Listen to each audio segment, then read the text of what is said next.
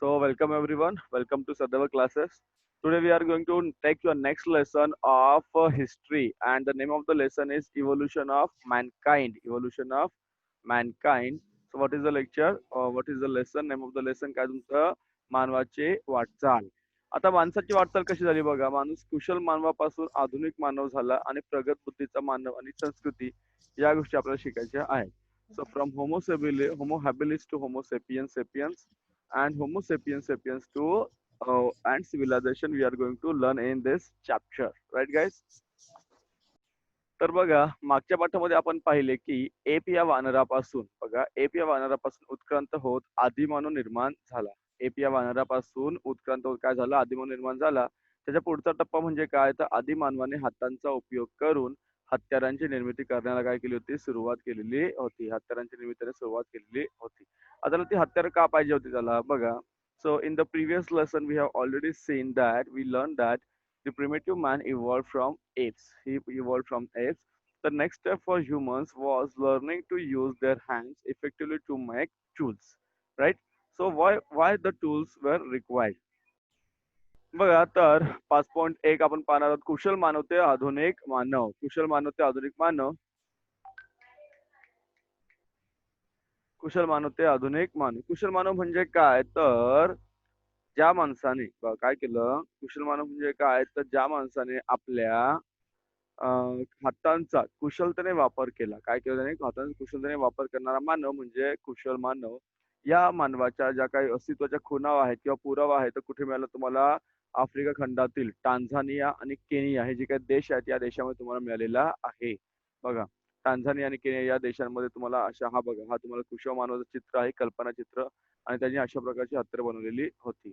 तर या दोन परिसरामध्ये तुम्हाला मिळालेला आहे. त्याचा शोध लावणाऱ्या लुई लिकी कोण शास्त्रज्ञ होता लुई लिकी नावाचा शास्त्रज्ञ होता. लुई लिकी या शास्त्रज्ञाने त्याला होमो हॅबिलिस नाव दिलं होतं. काय नाव दिलं होतं होमो हॅबिलिस कारण त्याच्या अवशेषांबरोबर सोबत काही त्याने बनवलेली काही हत्यारे सुद्धा त्याला ठिकाणी मिळालेली होती. होमो हॅबिलिस. त्याचबरोबर बघा तर त्याचबरोबर बघा लॅटिन भाषेमध्ये होमो या शब्दाचा अर्थ काय आहे तर मानव. लॅटिन होमो म्हणजे काय मानव आणि हॅबिलिसचा अर्थ होतो हातांचा कुशलतेने वापर करणारा. कुशल मानव दोन पायांवर उभा राहू शकत होता मात्र त्याच्या पाठीचा कणा पूर्ण ताठ नव्हता.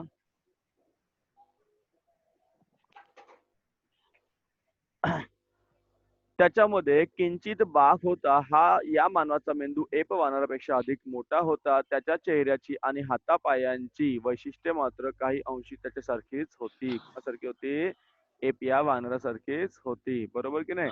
पुढे बघा अजून माहिती काय तुम्हाला त्याच्याबद्दल.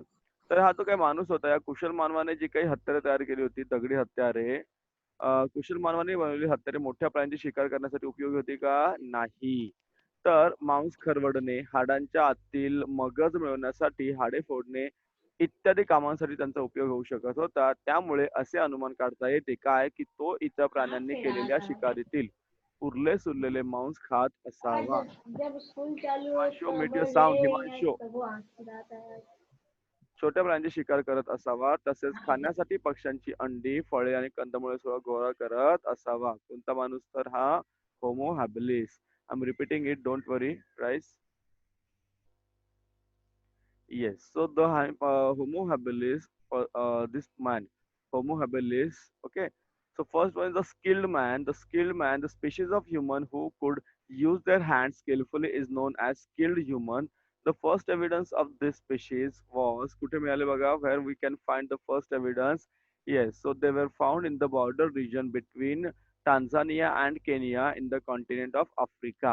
The scientist Louis Leakey, who discovered this species, named it Homo habilis because beside their fossilized, देखो, beside their fossilized, remains. What happened? Remains. He found some tools made by them. In Latin, Homo means man, and habilis means the one who uses his hands skillfully. Homo habilis could stand on 2 feet and walk. His spine was slightly bent and not quite erect.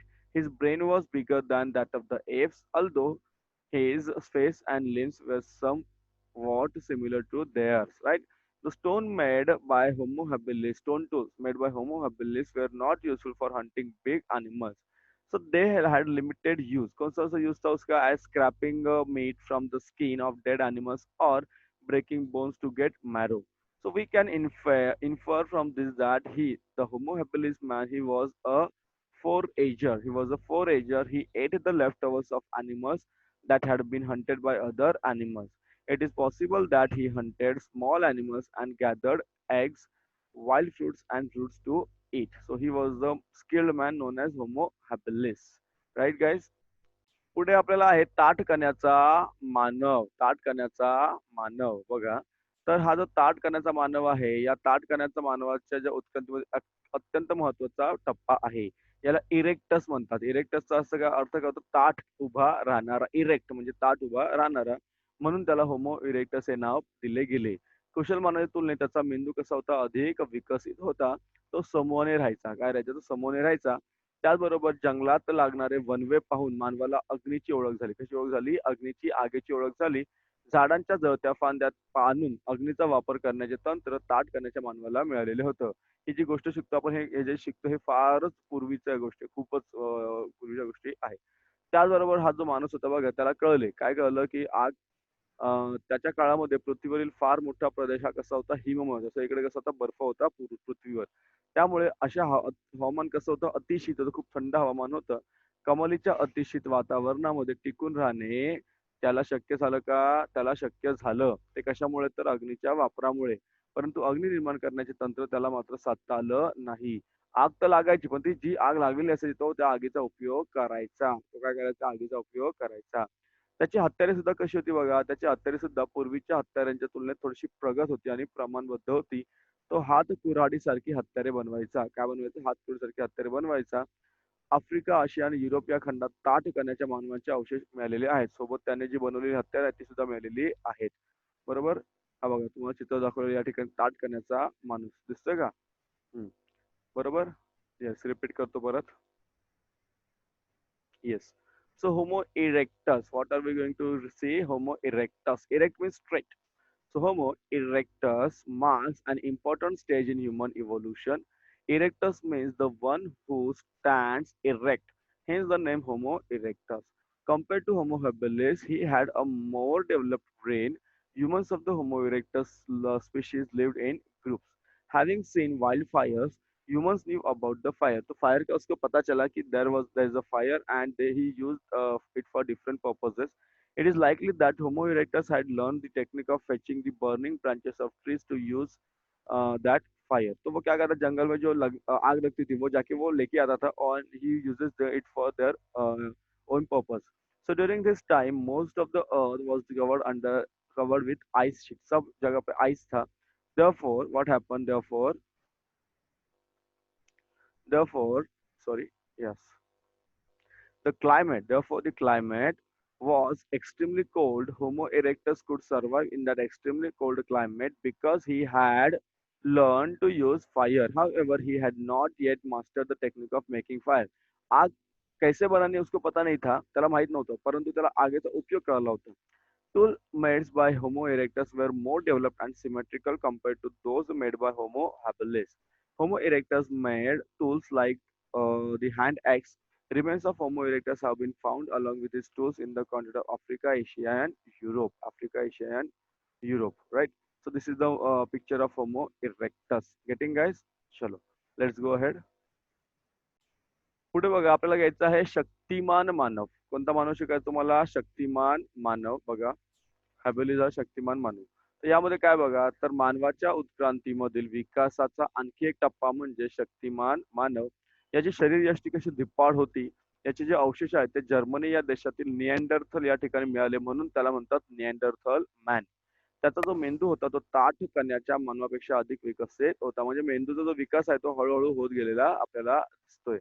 बघा, या ठिकाणी तुम्हाला चित्र दिसतं बघा, हा दिसतो तुम्हाला शक्तिमान मानव दिसतो बघा. शक्तिमान कसा एकदम शक्तिमान मूवी सारखा नाही शक्तिमान दिसतो तो. पुढे बघा काय, तर शक्तिमान माणूस कुठे राहायचा? गुहांमध्ये वस्ती करत होता. कुठे राहायचा तो? गुहांमध्ये राहायचा. तो दगडाचे गोटे आणि गोटे तासून निघालेले छिलके अशा दोहोंपासून वेगवेगळ्या आकाराचे काय बनवायचे? तो हत्यारे बनवायचा. ती लांब हाडाच्या किंवा लाकडाच्या दांड्यावर बसून भाला बनवायचा, कुऱ्हाड बनवायचा, असे शस्त्र तो तयार करायचा. तो मोठ्या प्राण्यांची काय करायचा, शिकार करत असायचा. मोठ्या प्राण्यांची तो काय करायचा, शिकार करायचा. त्याचबरोबर काय पुढे बघा, चामड्यावरील मांस खरवडण्याकरिता बघा काय म्हटलं त्यांनी, चामड्यातील मांस खरवडण्याकरिता झाडाच्या छिलक्यांपासून केलेल्या तासण्यांचा उपयोग करत असे. चामड्याचे कपडे वापरत असे. तो प्रामुख्याने कसा होता, मांसाहारी होता. लक्षात घ्या कसा होता तो, नॉन व्हेजिटेरियन मांसाहारी होता. तो आगीवर अन्न भाजून खात असे. कठीण लाकडाच्या काट्यांपासून काटक्यांच्या घर्षणातून किंवा गारगोटीचे दगड एकावर एक आपटून ठिणग्या पाडून अग्नी निर्माण करण्याची कला याला साधलेली होती. बघा, या उपयोग कोणाला कळाला होता, या माणसाला, परंतु त्यांना आग कशी लावायची हे कोण शिकून घेतलं होतं, या शक्तिमान मानवाने शिकून घेतलं, निअँडरथाल मानवाने. त्याने काही कलात्मक कौशल्य सुद्धा आत्मसात केलेली होती. कोणकोणती कौशल्य बघा, पुढे जाऊया आपण. हा बघा, जसं शक्यता आहे असं त्याला वाटतं. काही शास्त्रांच्या मते तो काही जुजबी आवाज काढून संवाद सुद्धा साधत असावा. तथापि मनातील आशय शब्दातून सांगता येणारी विकसित भाषा पद्धती शक्तिमान मानवाजवळ होती किंवा नाही हे निश्चितपणे सांगता येत नाही. हे सांगता येतं का, निश्चितपणे सांगता येत नाही. त्याचबरोबर बघा पुढे काय म्हटलं आहे की समूहातील एखादा सदस्य मृत झाल्यास काय करायचे, ते समूहात एक मृत झाल्यास दफन करताना शक्तिमान मानव मृत व्यक्तीसोबत काय ठेवायचे, हत्यारे, प्राण्यांची शिंगे यांसारख्या वस्तू पुरत. तसंच मृत व्यक्तीच्या अंगाला लाल रंगाची ते माती चोळत असत. त्यावरून शक्तिमान मानवाच्या काळात मृत व्यक्तीच्या दफनासंबंधी काही विधी प्रस्थापित झाले होते असे समजतात. आजही एखादा माणूस मेल्यानंतर अनेक प्रकारचे वेगवेगळे विधी आपल्याला करावे लागतात. आपण म्हणतो अंत्यसंस्कार. काळाच्या ओघात काय झालं बघा, काळाच्या ओघामध्ये शक्तिमान मानवांच्या काही समूहांनी आफ्रिकेतून बाहेर पडून कुठे आले, ते युरोप आणि आशिया खंडापर्यंत आले. त्याचबरोबर भिन्न आव्हानांना तोंड द्यावे लागले त्यांना या ठिकाणी. त्यांना जगण्याच्या आणि अन्न मिळवण्याच्या नवीन पद्धती आत्मसात कराव्या लागल्या. त्यांना त्यांच्या काळात जगण्यासाठी आवश्यक असलेल्या हत्यारांच्या पद्धतीत सुधारणा झाली, परंतु ती होण्यासाठी हजारो वर्षांचा कालावधी जावा लागला. गेटिंग, पुढे बघा काय अजून त्यांचं म्हणणं. शक्तिमान मानवापेक्षा अधिक प्रगत असणारा मानव कोण होता, बुद्धिमान मानव या नावाने ओळखला जाऊ लागला. त्याचा परिचय आपण पुढे करून घेणार आहोत. शक्तिमान मानव आणि बुद्धिमान मानव काही काळ युरोपमध्ये बरोबरीने नांदत होते, सोबतच होते. बुद्धिमान मानवांच्या समूहाबरोबरचा संघर्ष, त्याचबरोबर पर्यावरणातील बदलांशी जुळवून न घेता येणे, असे काही कारण होते ज्यामुळे काय झालं, या माणसांचं जे काय अस्तित्व आहे ते काय झालं होतं, मानवांचे सॉरी येस अस्तित्व संपुष्टात आले असावे असं त्यांचं म्हणणं आहे. तर सुमारे 30,000 वर्षांपूर्वी शक्तिमानव नष्ट झाला असं कोण सांगतं, कर्व 14 विश्लेषण तुम्हाला सांगतं. Getting guys, so I am repeating the things. या Homo neanderthal, yes. So one more, see here, one more stage of development in human evolution is Homo neanderthalensis. He was physically big and strong, बहुत strong होता था वो. He is commonly known as Neanderthal man because his remains were first found in Neanderthal. Neanderthal कुठे आहे? It is in Germany. Where it is? It is in Germany. कहाँ पे है Neanderthal? It is in Germany. His brain was more developed than that of the human, sorry, Homo erectus. So उसका Homo erectus से brain कैसा था? ज़्यादा develop था. At the same time, what happened? The Neanderthals primarily lived in caves. कहाँ पे रहते थे वो? They lived in caves. They made tools out of big pebbles as well as from the flakes scraped from them. Such tools were fixed on a bone or wooden shaft to make weapons like spear, axe, etc. The Neanderthals hunted big animals. They used scraps from the stone flakes to scrape meat from the hide of the dead animals. They used leather coating. They were mainly meat eaters. तो meat eaters से क्या खाते थे? Meet ज्यादा खाते थे. They ate meat roasted on the fire. They knew the art of making fire by rubbing sticks of hard wood on each other or by striking a flint stone on another to obtain sparks, right? तो वो उनके fire कैसे चलाना है, fire कैसे use करना है, they fire कैसे बनाना है, ये उसको मतलब how to make the fire they were knowing. It is likely that Neanderthals had developed some artistic skills. Some scientists believe that they also communicated with each other by producing grunts and other primary sounds. However, it is not known whether they had a developed language system to express their thoughts with the help of words.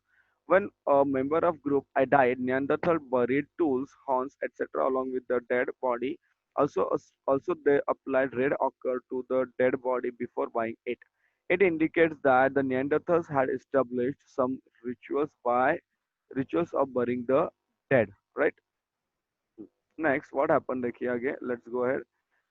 In the course of time, what happened? Some groups of Neanderthal left Africa and migrated up to continent of Asia and Europe. Naturally, they had to face a different environment. They had to adopt new ways of living and finding food. Therefore, they went on modifying and improving the tools that were essential in their life. However, the improvements in tools took place over thousands of years. Homo sapiens is the name used for humans that were more advanced than the Neanderthals. Homo sapiens means intelligent or intellectual man. We shall learn more about him later. The Neanderthals and Homo sapiens were neighbors for some time in Europe. It is believed that the reasons what क्या reason थे that the conflict मतलब झगड़ा होता था उनमें Homo sapiens and the inability to adapt to environmental change, the Neanderthals became extinct on the basis of carbon 14 C14 dating मतलब carbon 14 dating. It is estimated that Neanderthals became extinct about 30,000 years ago. किती वर्ष झाले त्यांना 30,000 years ago.